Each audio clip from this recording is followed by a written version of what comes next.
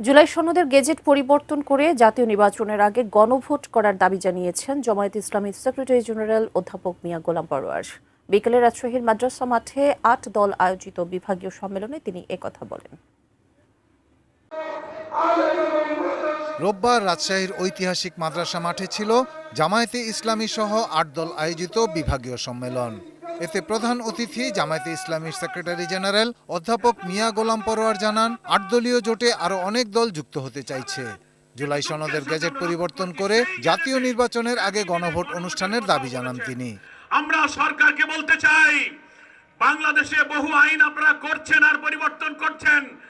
সরকারের আদেশ, সরকারের তৈরি করা গেজেট, এটা তো ওহির বাণী, কোরআনের বাণী না, এটা আপনারা কারো পরামর্শে করেছেন।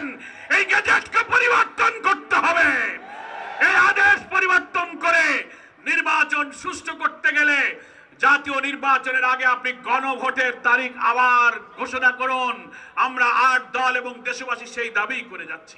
এদিকে দুপুরে রাজধানীর মহাখালীতে বিএমআরসি ভবনে প্রান্তিক পর্যায়ের কমিউনিটি ক্লিনিকগুলোর ২০০ সেবাকর্মীকে সংবর্ধনা ও পুরস্কার দেয় জামায়াতে ইসলামী। টানা তৃতীয়বার অর্জন করেছে দেশের সেরা সুপার ব্র্যান্ড স্বীকৃতি বসুন্ধরা টিস্যু। এ অনুষ্ঠানে দলের আমির ডাক্তার শফিকুর রহমান বলেন, জামায়াত ক্ষমতায় গেলে কোনো দাবি নিয়ে দপ্তরে দপ্তরে ধর্ণা দিতে হবে না।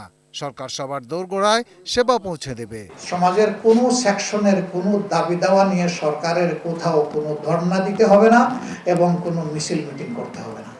সরকারের দায়িত্ব হচ্ছে, যে জনগণ আমাকে এই দায়িত্ব দিবে, আপনাকে এই দায়িত্ব দিবে, আপনার দায়িত্ব হচ্ছে সেই জনগণের অধিকার তার ঘরে, তার হাতে পৌঁছে দেওয়া।